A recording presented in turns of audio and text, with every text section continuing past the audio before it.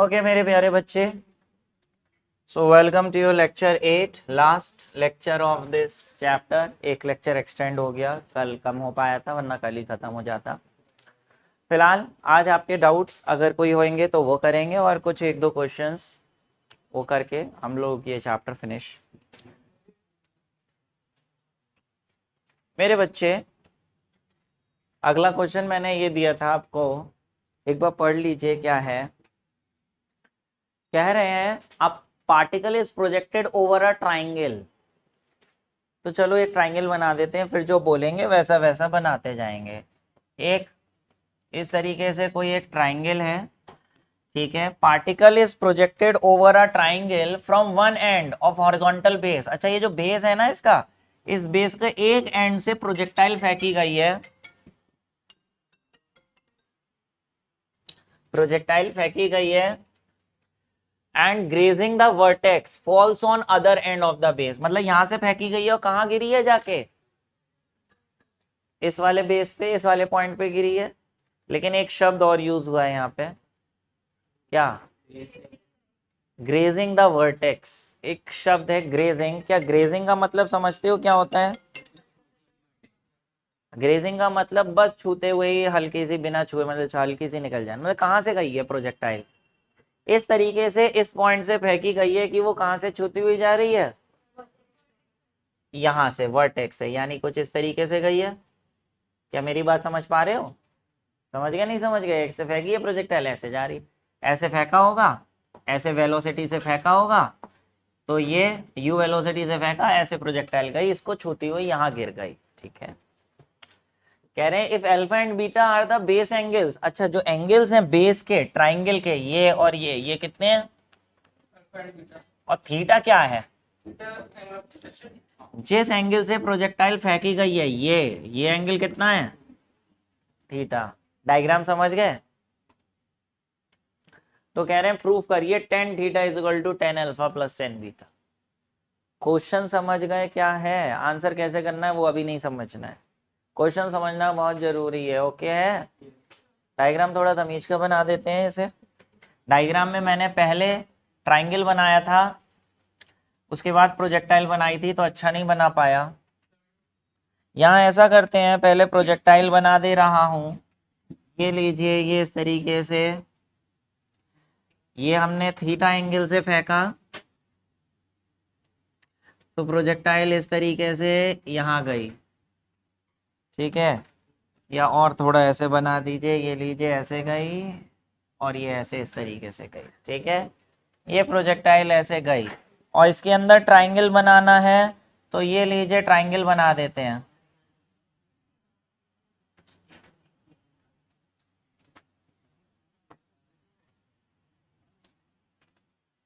ठीक है, बात समझ गए? ट्राइंगल को छूती हुई जा रही है इस तरीके से। ओके, ये एंगल अल्फा और ये angle beta. Let this point be A, this point be B, this point be C, और जिस स्पीड से फेंका है वो क्या है, लेट से यू।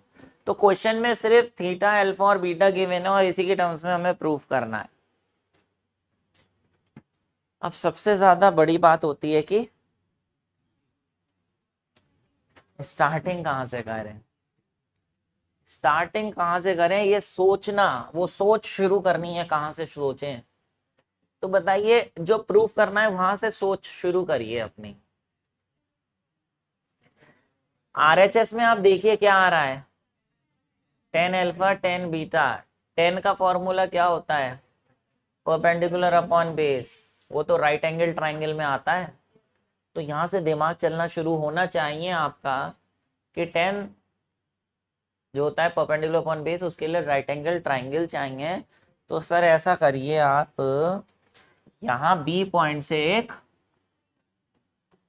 परपेंडिकुलर ड्रॉ कर लीजिए, जिसके ये डी लिख दीजिए।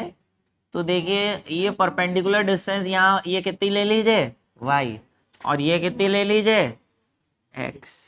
तो देखिए tan अल्फा का फॉर्मूला हम क्या लिख सकते हैं, परपेंडिकुलर अपॉन बेस। राइट है, दिस अपॉन दिस। ऐसे टेन बीटा का क्या लिख सकते हैं, परपेंडिकुलर अपॉन बेस, ये डीसी ना, है ना, ये बात समझ रहे हो नहीं समझ रहे हो, परपेंडिकुलर अपॉन बेस। लेकिन क्या मुझे कोई बता सकता है कि अगर ये x है तो ये डीसी वाली वैल्यू कितनी होगी, AC माइनस एक्स। हाँ कह तो सही रहे हो, लेकिन AC खुद क्या है, AC तो पूरी रेंज है ना, लेट दिस बी R, तो ये कितना होगा DC। क्या बात समझ गए। तो मैं पहले ऐसा करता हूं, ten alpha plus tan beta निकाल लेता हूं। यहां पे ये लीजिए, ten alpha plus tan beta, ten का फॉर्मूला होता है परपेंडिकुलर अपॉन बेस, ट्राइंगल में बताना क्या अपॉन क्या, y अपॉन एक्स, और टेन बीटा बताना perpendicular upon base y upon, यहां ज्यादा से ज्यादा क्या ही कर सकता हूं, जो एलसीएम, चाहे y कॉमन ले लीजिए वो भी कर सकते हैं, ठीक है चलो एलसीएम ही ले ले रहा हूं। ऊपर क्या आएगा, y इंटू आर माइनस है, कुछ नहीं पता है अभी तक मुझे कि मैं सही कर रहा हूं या नहीं कर रहा हूं, वहां तक पहुंचूंगा या नहीं पहुंचूंगा। बस उम्मीद है कि टेन अल्फा टेन बीटा को हम ये लिख सकते हैं, तो लिख रहे हैं, बस देखते हैं क्या होगा। और y into bracket open y r minus y x plus upon, ये कट गया, क्या आया, I am sorry, y x cut गया, बचा वाई आर अपॉन, कोई परेशानी, ये क्या आ गया टेन अल्फा। इससे ज्यादा तो अभी और कुछ नहीं कर सकता मैं, अब क्या ही करूं, अब और कुछ दिमाग चलाना पड़ेगा। कहाँ, टेन थीटा, इधर जो कर सकते थे कर लिया, ten alpha plus tan beta, tan theta तो नहीं आया, तो टेन थीटा से शुरू करो, देखो भाई इसका क्या कर सकते हैं, शायद ये इसके इक्वल आ जाए। बात बनी नहीं इससे, कुछ प्रूफिंग तो नहीं हो पाई, लेकिन हार नहीं माननी है, टेन थीटा से शुरू करते हैं। टेन थीटा किसके फॉर्मूले में ही आता है, टेन थीटा में तो परपेंडिकुलर अपॉन बेस नहीं लगा सकते, टेन थीटा किसी ट्राइंगल में थोड़ी आ रहा है, थीटा तो ये पूरा है ना, ये तो एंगल ऑफ प्रोजेक्शन है, ये टेन थीटा लेकिन किस फॉर्मूले में आता है, इक्वेशन ऑफ ट्रेजेक्ट्री में, जो होती है y is equal to x tan theta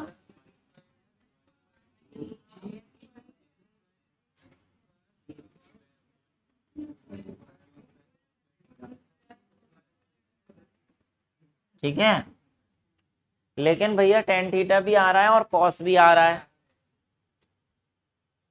cos नहीं आना चाहिए यार, कॉस को तो हटाना पड़ेगा, टेन थीटा चाहिए हमें सिर्फ। ऐसा करते हैं चलो, इसमें से कुछ कॉमन ले लेते हैं, क्या कॉमन ले लें, एक्स कॉमन आ रहा है, चलो टेन थीटा भी कॉमन ले लेता हूं। क्या sir tan theta, tan theta कहाँ कॉमन है सर, कोई बात नहीं जबरदस्ती ले लेते हैं। यहाँ क्या बचा, एक्स स्क्वायर का क्या बचा, लेकिन चूंकि यहाँ टेन थीटा था ही नहीं और हमने जबरदस्ती लिया था, तो नीचे एक टेन थीटा लिखना पड़ेगा, तभी तो टेन थीटा से टेन थीटा कट के यही आ जाएगा। जी बेटा, अच्छा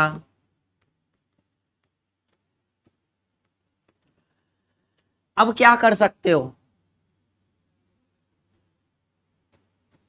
टेन थीटा का फॉर्मूला डाल दो, क्या क्या साइन थीटा अपॉन, ठीक है, अभी क्या हो गया, ये कट गया, कुछ नहीं पता क्या होने वाला है, बस कर रहे हैं। अरे अब क्या कर सकते हैं यहां, अरे ये तो इस चैप्टर में बार बार आया है, ये किसका फॉर्मूला है, साइन थीटा का। लेट अस राइट दिस,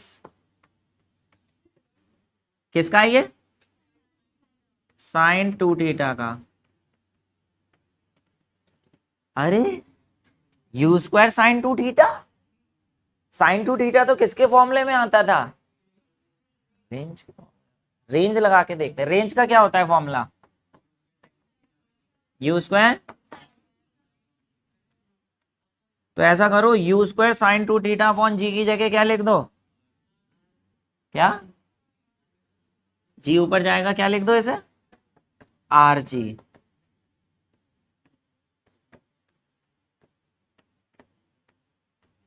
अरे ऐसा करने से क्या कट गया,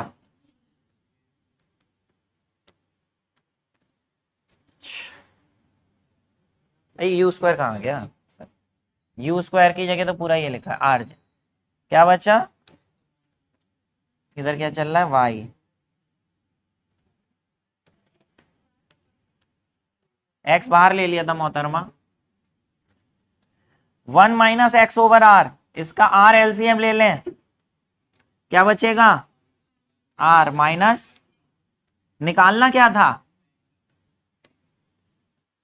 टेन थीटा निकालना था, तो टेन थीटा निकालो ना, टेन थीटा का क्या फॉर्मूला होएगा, tan theta is equal to, x नीचे गया, एक्स नीचे गया, क्या बचा, वाई अपॉन एक्स, और आर कहाँ जाएगा, ऊपर, और आर माइनस एक्स कहाँ जाएगा, तो यहां क्या लिख दो, आर अपॉन, अरे अरे अरे ये तो दोनों सेम आ गए, ओ शिट, ठीक है, नहीं है, हैंस प्रूफ, ठीक है, tan theta is equal to tan alpha plus, तो बस करते जाइए कुछ ना कुछ, जब क्वेश्चन बना है तो कहीं ना कहीं से तो आएगा ही, ठीक है,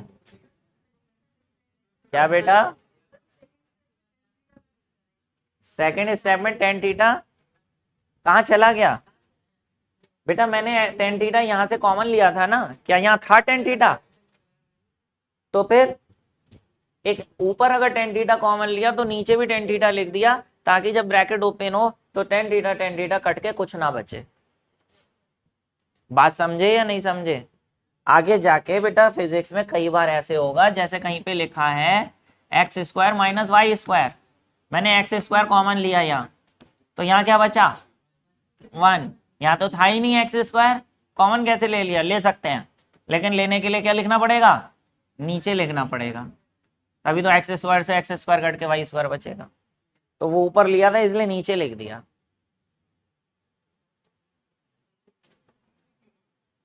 देख के मत करिए, अपने आप करते जाइए,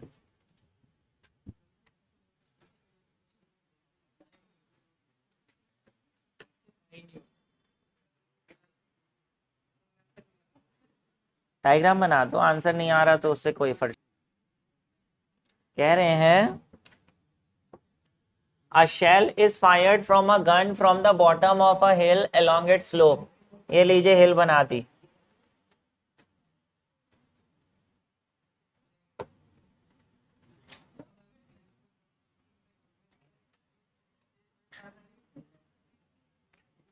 हिल का ये बॉटम है, यहां से एक प्रोजेक्टाइल फेंकी गई है,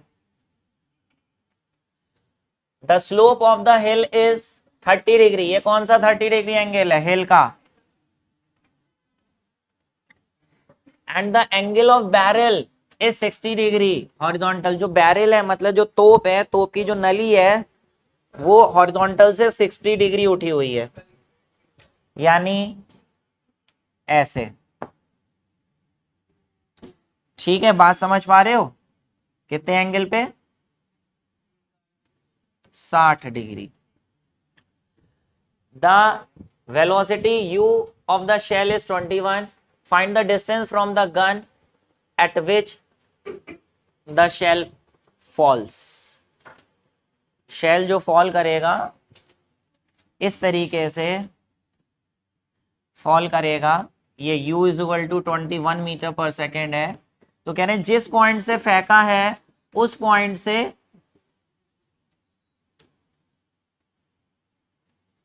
ये जो यहां से टकराया इस तरीके से B और ये C, तो जिस पॉइंट पे टकराया, जिस पॉइंट से छोड़ा गया, distance from gun at which the shell falls, gun से जहां फॉल किया है वहां तक का डिस्टेंस निकालना है। Let this distance be D, ये डिस्टेंस निकालना है। क्वेश्चन समझ गए? डायग्राम ये कितने लोगों ने ऐसा बनाया था? टॉप पे गिर रहा है बेटा, नीचे नहीं आ रहा है उसे टच करके, वो तो पिछले क्वेश्चन में था टच।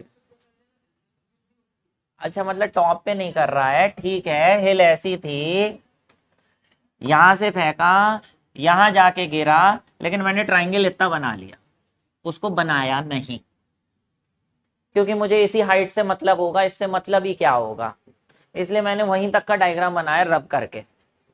समझ गए?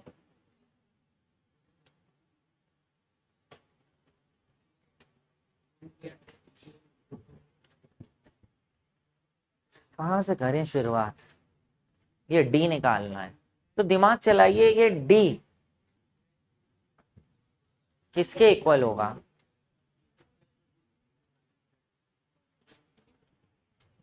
डी इज इक्वल टू, ये पंखा चलाया किसी ने? अपने आप चल गया? बंद करो यार, ठंड लग रही है।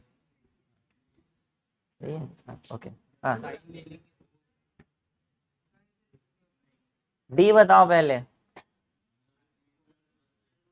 यस फैजान बोले सर वो तो हाइपोटेन्यूज है सर, हाइपोटेन्यूज तो कैसे ही निकाल सकते हैं पाइथागोरस थ्योरम से। एक तो ये बात है, ठीक है, कि हम ऐसे इस तरीके से ऐसे निकाल सकते हैं। अच्छा, और यहाँ पे एक ट्राइंगल बन रहा है, उससे भी कुछ देखेंगे। देखिए यहाँ पे क्या करेंगे, जहां पर भी एंगल दे रखा है आपको प्लेन का, तो उससे हमेशा कुछ ना कुछ करना है। लेट दिस साइड भी y, दिस साइड भी x। यहां से यहां जाने में वर्टिकल डिस्टेंस y है, हॉरिजॉन्टल डिस्टेंस x है, तो 30x और y में कोई रिलेशन होगा? हाँ, tan 30 is equal to y upon x। tan 30 कितना होता है? 1/√3 is equal to y upon x। अच्छा, यहाँ पे sin 30 भी अगर लिख देते हैं, शायद जो जरूरत पड़ेगी ले लेंगे। sin 30 का फॉर्मूला क्या होता है? बेस बेस अपॉन हाइपोटेन्यूज, यानी x क्या?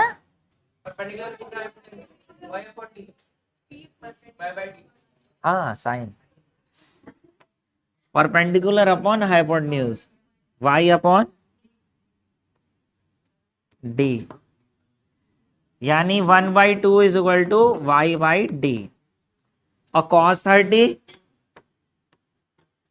बेस अपॉन हाइपोटेन्यूज, यानी √3/2 इज इक्वल टू,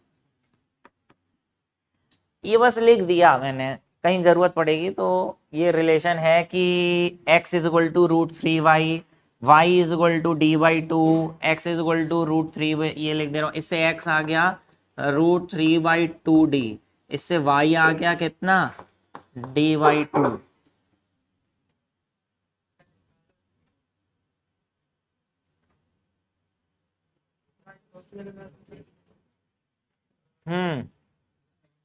और इससे आ गया x is equal to √3y। चलिए आगे देखते हैं। ये हमने ट्राइंगल से बस जो कर सकते थे कर दिया, और एक d की बात हो गई, √x² + y²। ठीक है, फिलहाल अब इस पे आए, प्रोजेक्टाइल पे आए। प्रोजेक्टाइल का क्या करेंगे बताइए जरा। प्रोजेक्टाइल के लिए कौन सा कंसेप्ट लगाइएगा? ये x है, ये y है, VC/HC से हो सकता है, लेकिन उससे भी और डायरेक्ट ही आगे चले जाओ। HC VC लगाएंगे ऑब्वियसली, ये कह रहे हैं सर आपने बताया हर क्वेश्चन में।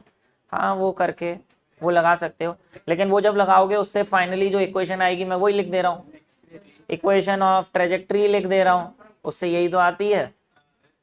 तो इक्वेशन ऑफ ट्रेजेक्ट्री लिख दे रहे हैं। इक्वेशन ऑफ ट्रेजेक्ट्री बताइएगा क्या होती है।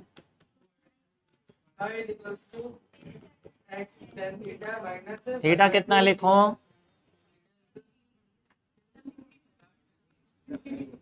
माइनस यू कितना, यू स्क्वायर कॉस स्क्वायर 60। ठीक है, समझ गए। जितनी वैल्यूज पता है कम से कम उतनी तो डालो पहले, फिर देखेंगे करना क्या है।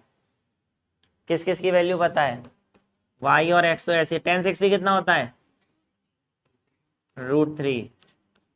g की वैल्यू x स्क्वायर, u कितना है 21 इंटू 21, और cos 60 कितना होता है 1/2, और उसका स्क्वायर भी है 1/2 इंटू 1/2। काटो पीटो यार, कुछ करो।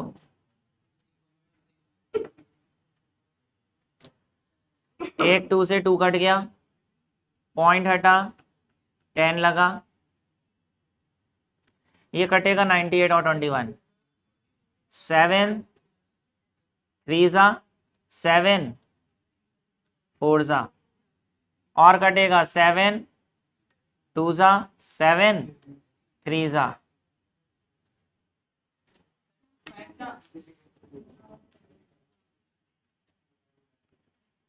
ठीक है, क्या बचा, y is equal to x√3 minus ऊपर क्या बचा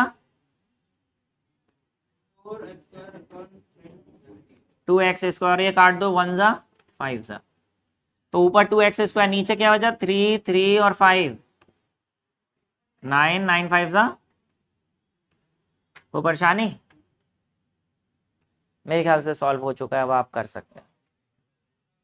क्या निकालना है, अब सिंपल मैथमेटिक्स रह गई है।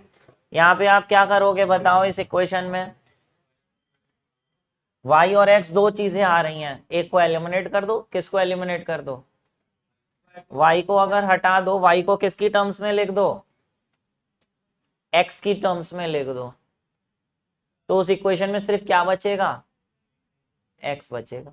यहां y का फॉर्मूला यहां से आ रहा है, y का क्या फॉर्मूला आ रहा है xy√3। अगर ये वहां डालोगे तो इक्वेशन में सिर्फ x बचेगा, और x की वैल्यू निकल आएगी, और एक बार x की निकल आएगी तो ये इस वाली में डाल देना x की वैल्यू, जो तीसरी वाली थी, इससे क्या निकल आएगा d, या x की वैल्यू यहां डाल देना तो क्या आ जाएगा y भी आ जाए, x की वैल्यू यहां डाल देना तो y आ जाएगा, और x और y दोनों की वैल्यू यहां डाल देना।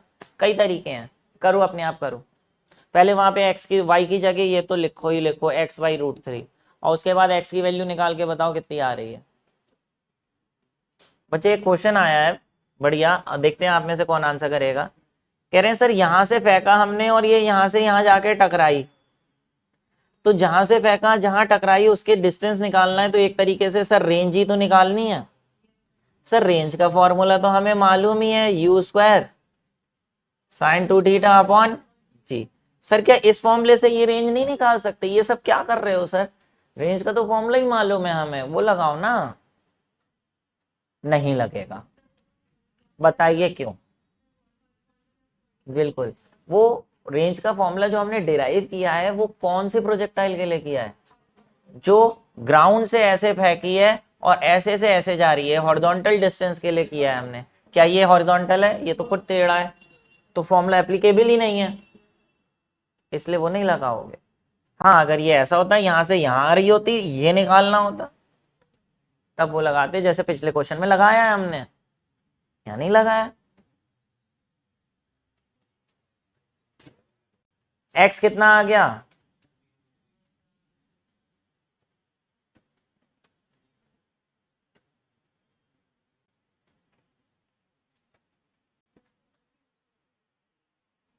क्या डेविड बेटा, नो सर, y की जगह आपने लिखा वहां से x/√3। हाँ जी,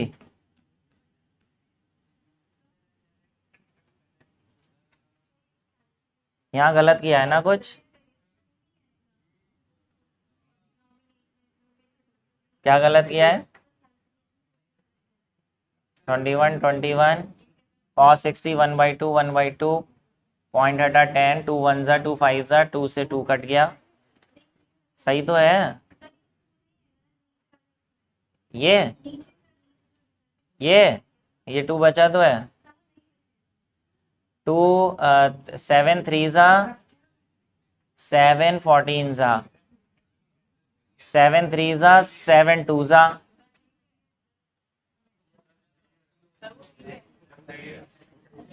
यहाँ पे x काटा आप लोगों ने, ये हुआ 1/√3 is equal to √3 minus 2x upon 45। 2x upon 45 इधर ले आइए।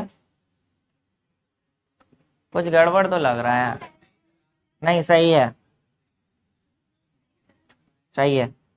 2x upon 45 is equal to √3 minus 1/√3।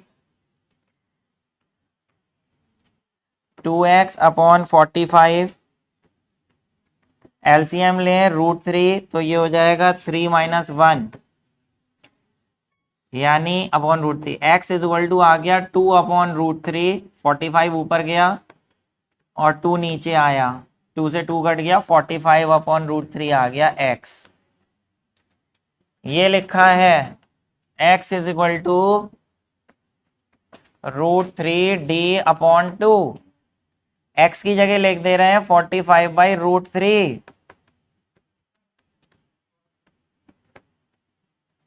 2 इधर गया 90 और √3 इधर गया, √3 इंटू √3 3 d कितना आ गया?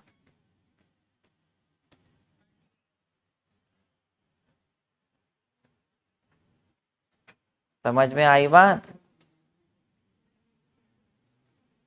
ठीक है, चाहे तो ऐसा हमने d निकाला, आप चाहे तो ये x की वैल्यू निकालने के बाद x की वैल्यू यहां डाल के y निकाल लेते और फिर x और y दोनों की वैल्यू यहां डाल देते, छोटी आ। ठीक है, कोई परेशानी? छवि जी क्या कहना चाहेंगी? कैलकुलेशन में अटक गई?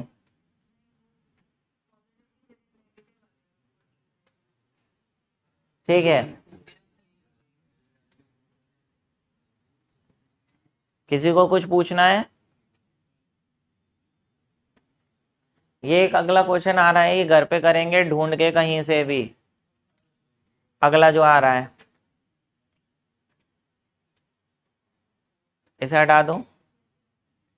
Show that motion of one projectile as seen from another projectile will always a straight line.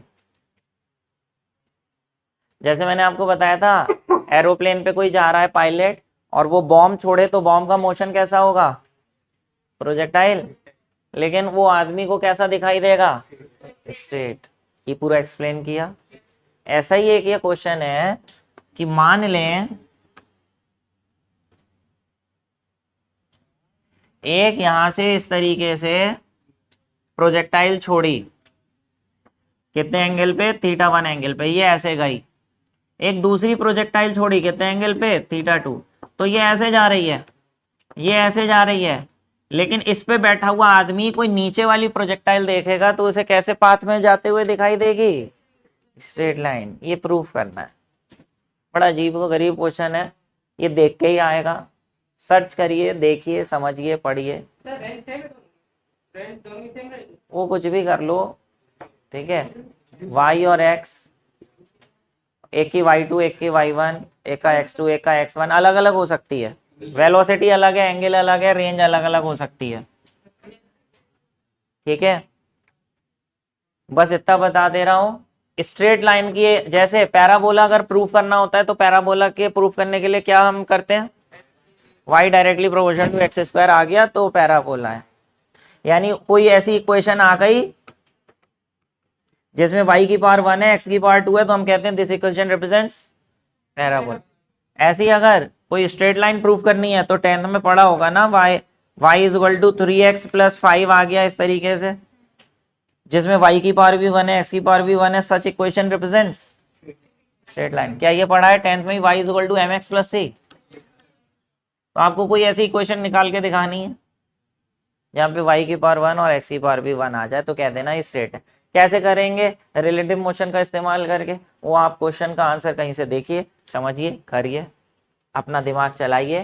फिलहाल इस चैप्टर में इतना ही है भाई। और अब हम लोग जो है अगला यूनिट स्टार्ट कर रहे हैं, लॉज ऑफ मोशन। बहुत ही बेहतरीन और इम्पोर्टेंट, बहुत इम्पोर्टेंट आगे के चैप्टर्स के लिए, 11th के लिए प्लस आपके कॉम्पिटिशन्स के लिए बहुत इंपॉर्टेंट यूनिट है। तो कल से हम लोग स्टार्ट करते हैं, आज के लिए इतना ही रखते हैं।